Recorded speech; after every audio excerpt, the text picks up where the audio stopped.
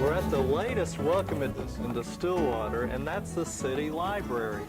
And joining me is Mr. Mark Bays of the Oklahoma Department of Agricultural Forestry Services. And you know, when we think about forestry, we think a lot about timber production and the commercial aspect, but Mark, there's really a lot more to it from an urban aspect, and that's really evident here at the new library. That's right. Tell me what you think about the planting of trees here and what kind of benefits we're going to see. Well, it's really exciting to me to really see, with all the new development that's going on here and across Oklahoma, people are realizing the importance of putting trees in and including trees in that initial budget. When you talk about renovating the old high school here, the benefits that these trees that they have on the area here in 10 to 15 years that you're going to be seeing, it's going to far outweigh any initial cost that they originally might associate with getting the trees established. What are some of those benefits specifically? Well, trees really, well, they tie up carbon dioxide for one thing, and if you think about all the people in urban areas, it's really nice to have a large population of trees to tie up carbon dioxide.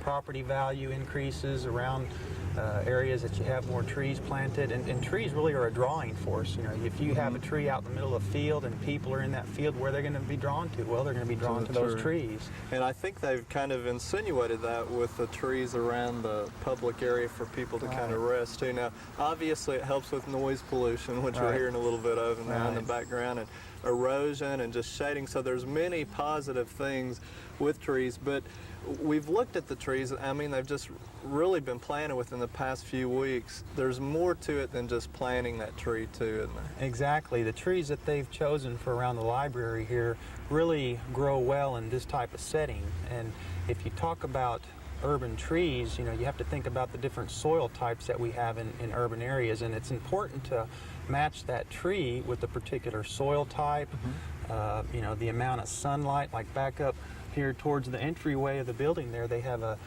Japanese maple planted, and it's on the north side of the building that's going to receive a lot of shade. So they're doing a really good job of matching the tree to the particular location. Right, I noticed even closer here it's lower and there's a lot of water standing from our recent rains, and we have like a ball cypress here. So they've done some homework in putting the right tree in the right location. But what about once it's planted, do we just kind of forget about it? Well, hopefully not. That happens sometimes, but that's when you know, the play's over and the work begins. But really, to keep trees alive and healthy, there is going to be a certain amount of maintenance that you're going to have to do to that tree. Some of the more important things to consider is watering the tree, and just because you know, you might get a ½ inch of rain or something that week, that rain really doesn't penetrate down into the roots of the tree. So it's important to water the trees, say weekly, every 10 days, depending on how much the soil, the water moves through the soil. And you know, you may fertilize the tree every so often. And I noticed they've mulched and staked, which is important, especially mulching to keep the weed eater blight and the competition from grass. And staking is really more of an importance. If the trees are too big, they're going to fall over. And obviously, these are pretty good-sized trees.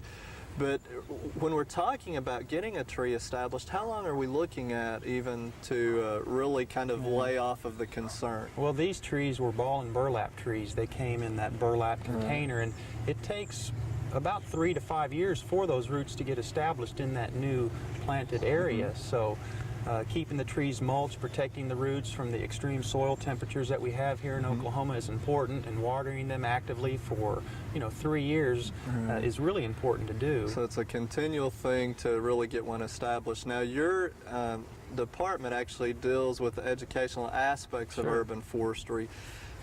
You've got all kinds of brochures. What are some things that are available to the general public? Well, there's all sorts of university research out there now that's available through our office to support new planting techniques. I mean, urban soils, it's just a harsh thing. We're trying to put these trees in a lot of times. So there's some new techniques that to get trees available and established that we have information on that we'll be happy to send out to you.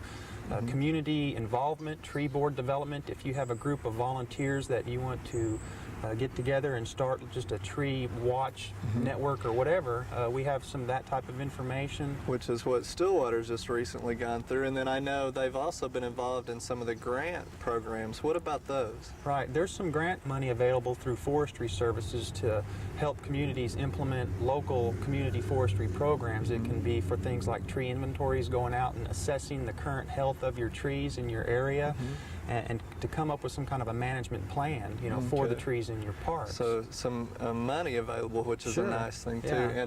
And also we talked about the importance of education. I think through one of the grant programs, there's now a display. Sure, there's a display, and it's a traveling display. There's 7 of them located around the state through Keep Oklahoma Beautiful. You can contact the office in Oklahoma City. You can contact our office, any forestry district office, and it's a display on the many different benefits that urban or community trees have. And it's so if you have like a fair or something, or just an outdoor classroom at your school, you can check it out. It's free of charge, and I think the only thing you can either come by and pay for it or pay for the shipping.